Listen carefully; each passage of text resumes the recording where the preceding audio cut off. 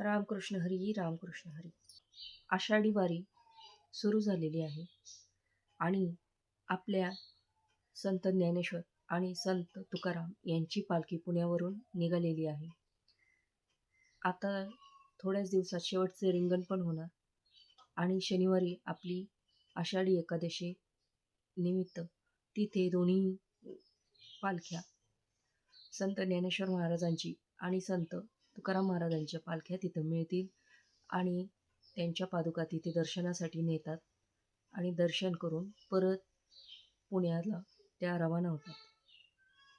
अशा प्रकारे ह्या वाऱ्या चालतात. यात असंख्य लोक, असंख्य वारकरी पायी वारी करतात.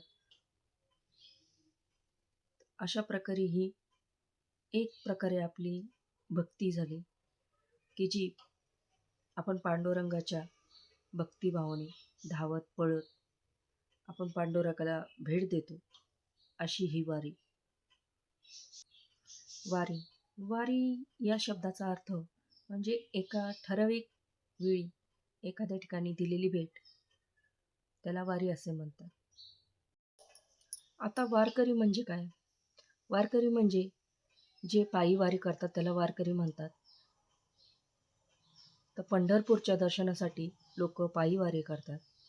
असे कपाळावर टिळा लावून हातात विणा घेऊन जे भजन कीर्तनात दंग होऊन आपली पायी वारी पूर्ण करतात व आपल्या पांडुरंगाला भेट देतात, असे असंख्य वारकरी आपल्या आषाढी वारीत सामील होतात. तसेच या वारीचे खूप सारे महत्त्व आहे. आषाढी वारी ही सगळ्यात मोठी वारी आहे. तसेच कार्तिकी एकादशीला पण वारी भरते. आपले ज्ञानेश्वर माऊलींचे दर्शन घेतात कार्तिकी वारीला.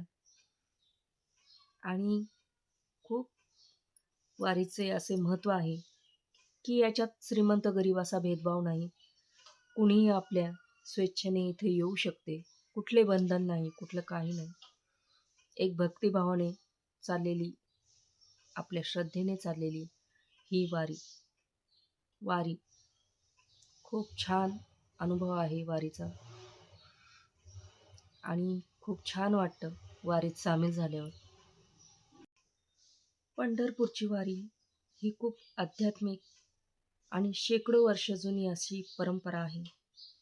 सुमारे 800 वर्षापूर्वी ही परंपरा सुरू झाली.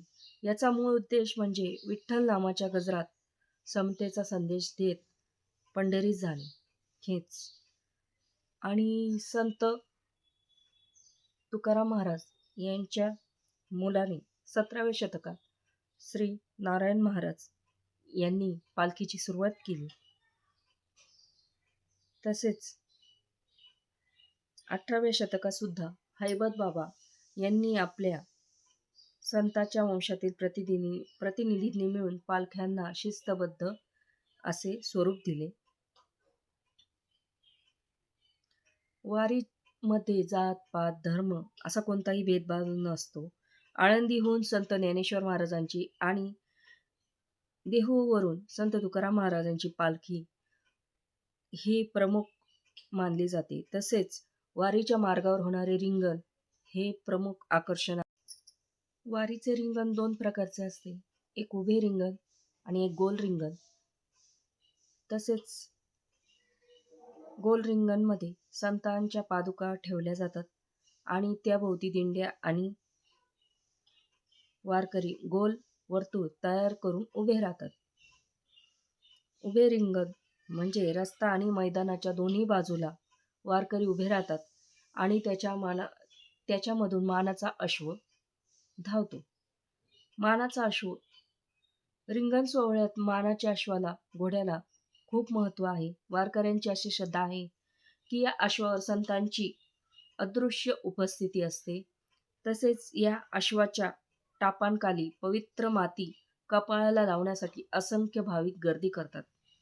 जेव्हा रिंगण सुरू होते, मध्यभागी पालखी असते, त्यानंतर वारकरी दिंड्या, सर्वात शेवटी भक्तगण उभे असतात. रिंगणाच्या वेळी टाळ, मृदुंग, हरिनामाच्या जयघोषाने संपूर्ण वातावरण दुमदुमून जाते. संत ज्ञानेश्वर महाराजांच्या पालखी सोहळ्यात 5 गोल रिंगण आणि 3 उभे रिंगण होतात. संत ज्ञानेश्वरांचं पहिलं उभे रिंगण चांदोबाचा लिंग इथे होतं आणि गोल रिंगण माळशिरस पुरंदवडे येथे माळशिरसमध्ये होतं.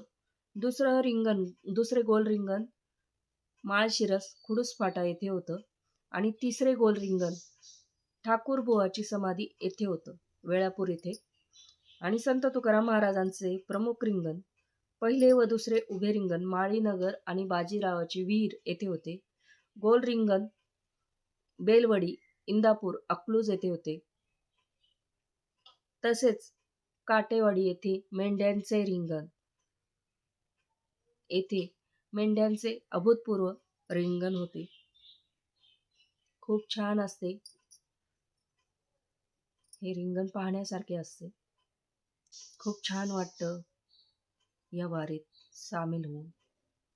अजून माझा तर कधी योग आला नाही. योग आला तर मी निश्चित जाईल, पण तुमचा योग आला तर तुम्ही सुद्धा जा आणि ही वारी करा.